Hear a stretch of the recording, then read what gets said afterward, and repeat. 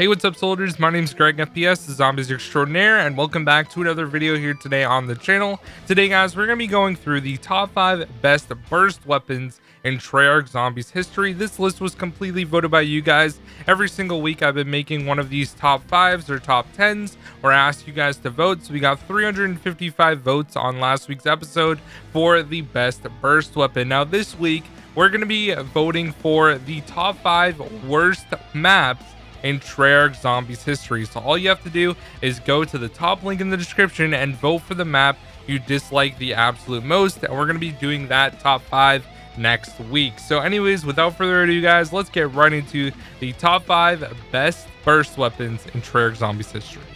Coming in at the number 5 spot is going to be a wall weapon that I usually buy on Shadows of Evil right outside the Burlesque, and this weapon is the M8A7 in Black Ops 3. Now, this burst weapon is a 4-round burst instead of a 3-round burst, and overall I actually think it's very good. Now, when you pack a punch it, it becomes the unspeakable and you get extended mags, making it even more efficient. And when you have double tap, this thing is going to shred through zombies till the 30s at least, one bursting zombies if you get a headshot. So it's definitely one of the most effective weapons. And as you guys know, in Black Ops 3 you have the AATs, or alternate ammo types, which can allow you to go even further along. So that's why the M8A7 comes in at the number 5 spot, voted by you guys. Coming in at the number 4 spot, we have the 48 Dredge. This is an LMG from Black Ops 3 Zombies, and you can find it out of the box on all of the Black Ops 3 maps except for Revelations, and I'm not sure about Chronicles, but it's on all of the regular base maps.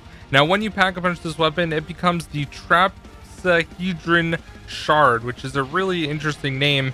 And before this thing ended up getting nerfed, it actually had over 1,000 ammo when you pack a punch it when the game first came out.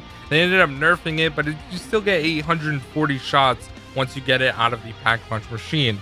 Now, the really weird thing about this weapon is it actually has a 6-round burst option, and it is kind of weird, to be honest, because Treyarch goes a little bit insane. First, you have the M8A7, which shoots 4, and then you have a random LMG that shoots 6 shots in one burst. I don't really think it makes any sense. They were kind of just BSing how many shots this thing can put out in one burst at this point. But overall, this LMG is actually very, very strong. If you're shooting into like hordes of zombies, it's going to deal a lot of damage for all 6 bullets that it puts out.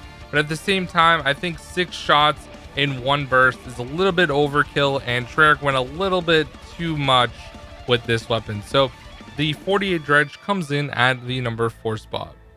Coming in at the number 3 spot is going to be the M16, the classic M16 that we have seen in Black Ops 1 and Black Ops 2 and Black Ops 3 and Black Ops 4. They just keep putting this weapon in every single Black Ops, and it's not really that much of a problem, but primarily the one we're going to be talking about is the Black Ops 1 and Black Ops 2 versions of the M16.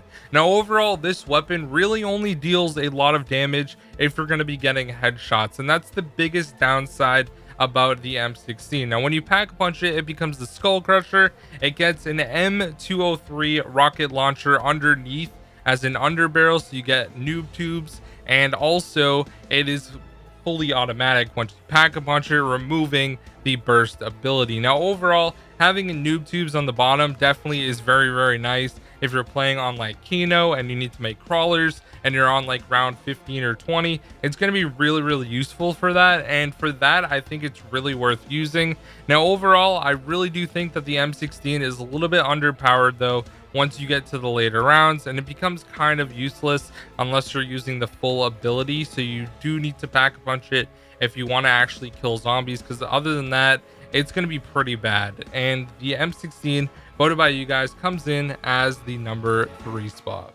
Coming in at the number 2 spot is probably no surprise to any of you guys, and that is going to be the RK5. Now, this weapon you can actually get as a super Easter egg reward for completing all of the Easter eggs in Black Ops 3 Zombies, or if you complete the Revelations Easter egg with someone who has completed all of the other Easter eggs and they're hosting.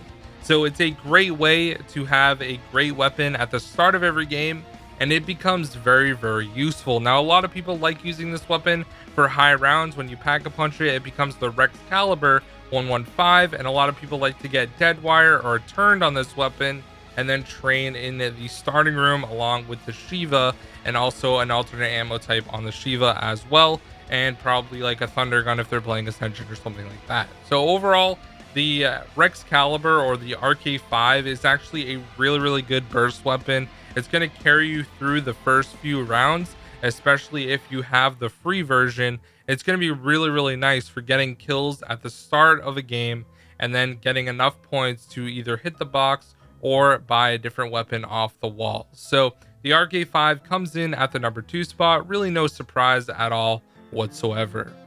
All right, guys, in today's video, we have 3 honorable mentions, and the first one is going to be the M8A1. This is basically the one in Black Ops 2 before the M8A7. It's also 4-round burst, and this is from Black Ops 2 Zombies. It's fairly decent, but it's not on all the maps. Next is the S6 Stingray, which, as you guys know, the operator mod actually shoots explosives. This thing is completely overpowered still after nerfing it a couple times. Even in Zombies, it doesn't shoot or explode as much as it did, but when this first came out, it was absolutely OP, and it still is a very good burst weapon. And last but not least, we have the B23R. Now when you pack a punch it, it becomes the bear and becomes fully automatic, but the B23R is probably my favorite burst weapon in all of Zombies history as far as pistols go, just because of how strong it actually feels when you're shooting it. And obviously Black Ops 2 has amazing pack-a-punch sounds, so it just sounds amazing as well.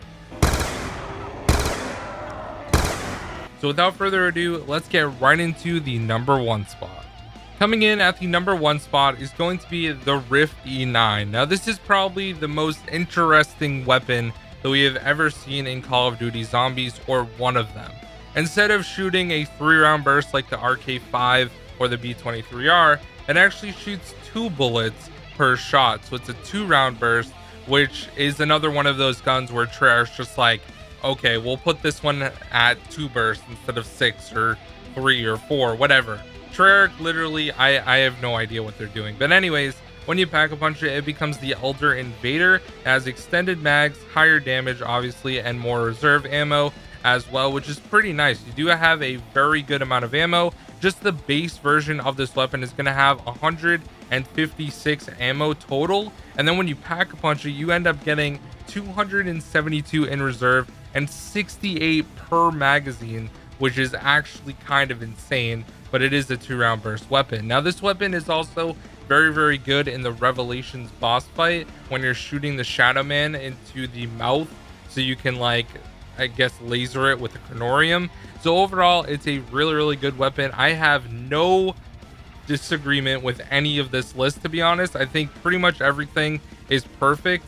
So good job, guys. You are all intellects. You all have the IQ level to watch Rick and Morty if you want to. But overall, guys, that is going to be the top 5 best burst weapons in Treyarch Zombies history. Hope you guys did enjoy the video. Once again, make sure to vote for the worst map in Treyarch Zombies history.